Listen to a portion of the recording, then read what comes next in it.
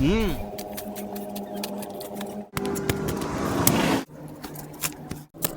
So yun mga idol, ito na yung butas natin. Tapos na tayo mga hukay. Tapos yung lata, butasan natin yun. Tapos ilagay natin dito mga idol.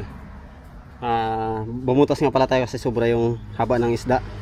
Hindi kakasya sa lata. Tapos yung lata, doon natin lalagay yung isda sa loob ng lata. Tapos apoyan natin sa may paligid niya.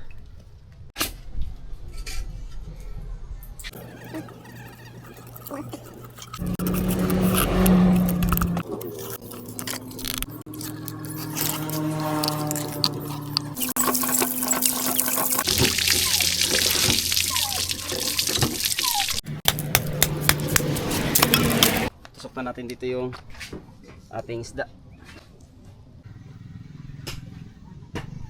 Yun. Ganun lang yung siya mga idol. Tapos ito, lagyan na natin ng putik. Pero bago ang lahat, lagyan natin ng ricado. Ito ang kagandahan dito mga idol. May mga sampalok sa tabi-tabi na pwede nating isama sa ano natin, luto natin. Ito yung talbos kasi pampabango pa ito.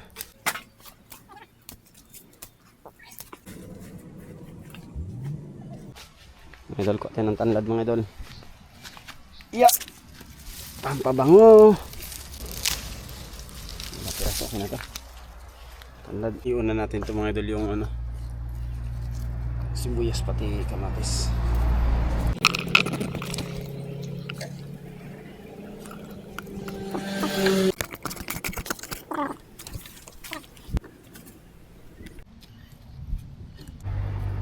Asin. Yan. Natin pasok dito mga idol. Sa lechon ito yung masarap eh. Ang palok. Mga idol, lagyan din natin ng mais. Kaya natin mga idol.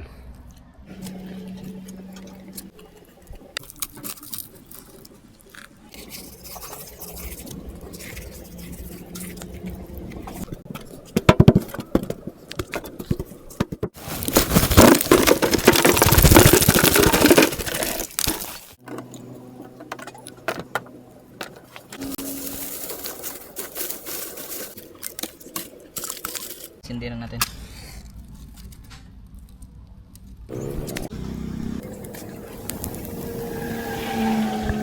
Yan mga idol, style uling lang siya mga idol oh. Parang bonfire lang. Tapos mamayan subukan natin buksan pag medyo hindi na masyadong mainit kung maluluto nga ba siya o hindi. Ano kayang kainat na nito mga idol? Luto na kaya yan o pagtok na? Check natin. Hindi natin alam kung anong resulta nito, hindi natin nakikita eh.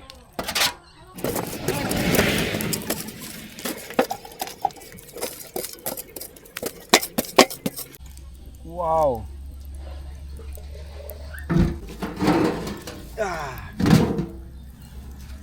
Wow! Wala nang hasang. Mga idol. Pagtok na mais. Ano? Gusto na mga idol. Yung nasunog, normal talaga yung mga maninipis na bahagi ng katawan ng isda. Tulad yan yung bandang ulo, hasang. Pero yung bandang laman niya, saktong-sakto na yan, lutong-luto na. Yan mga idol. Buwan natin yung angat. Mga idol, kain tayo mga idol. So sasaban natin na sinamak.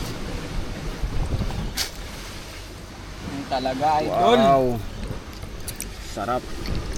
Napakagandang view, napakasariwang hangin, at napakasariwang ulam, inihaw.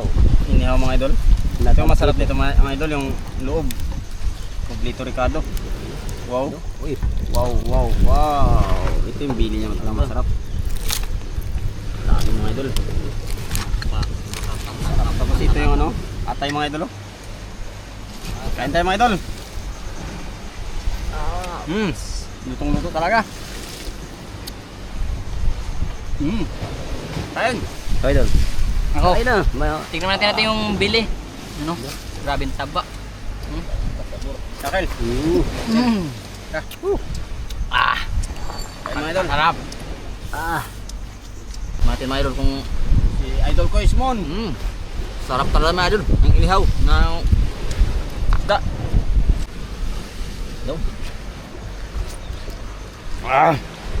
Manghang. Ang sarap.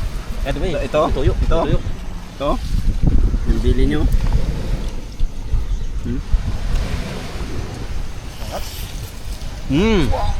Tinik pa lang. Kaya mga idol.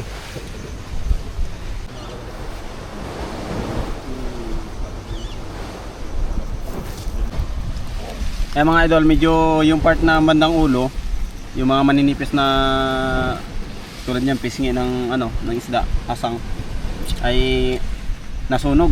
Pero maganda lang dito mga idol, yung bandang part ng katawan niya ay lutong-luto. So, tsaka hindi malangsa mga idol. Talagang ramdam mo talaga na yung fresh ng isda. Dahil yung iba mga idol, kapag nag-ihaw tayo, maganda nga yung pagka-ihaw natin pero hindi luto. Ito talaga nakulob sa lata. Yan ang maganda sa kanya. Lutong-luto talaga mga idol. Lutong-luto talaga yan. Dahil sa sobrang kulob sa lata. Kahit mga idol.